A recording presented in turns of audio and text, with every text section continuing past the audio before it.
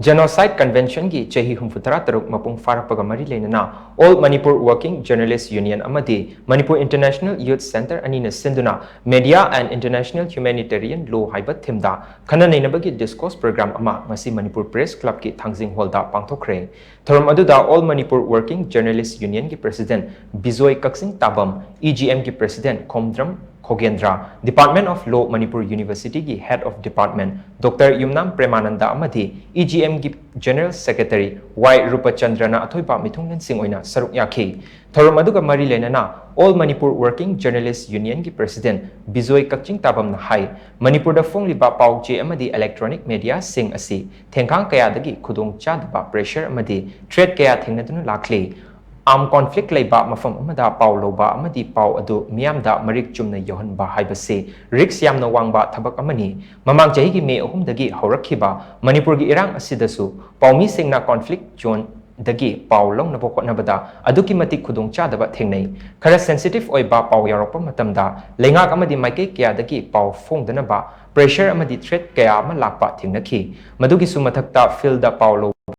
changliba misingda fauba camera kapa yaroi haina athingba pirakpa paulo changda athingba pirakpa kaya ama yaukhi pumnamag asi oiduna su ngasi faubada lamdam asigi paumi singna ngamjaba thakta miyamda marik chumba pau piduna lakli internet technology chawkhalakpadagi miyamda pau yohan bada matam changdre hojik thokpa thodok ama mikup kharagi manungda miyamda yohanba ngamlei hojiki matam asi Facebook YouTube ki matamni social media haiba city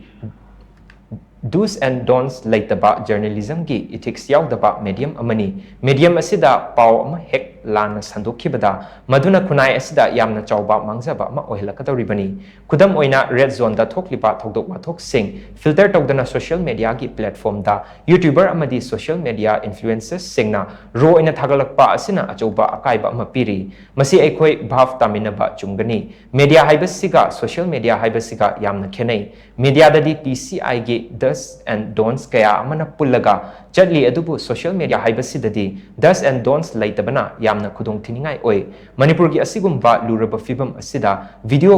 pangnamda namlaga social media da pangtha thagalakpa asi yariba makai tawdana ba aikoi punna honamina si hainasu mahakna makhatana phongdokhi kodadi magi ethics amane jadri na masi ina oya ina masi ina ya ta amu na amle ina kodi madu ya ke mutanda ya he madu gawo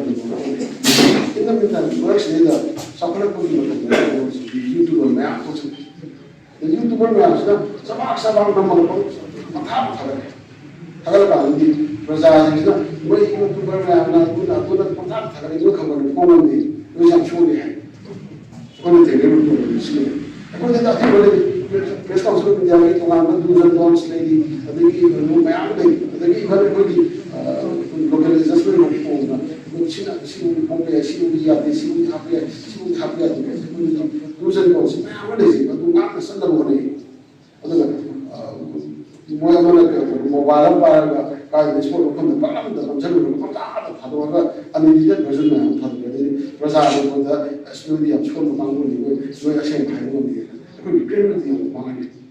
ala sigi am lu ro ba sam sara ni hai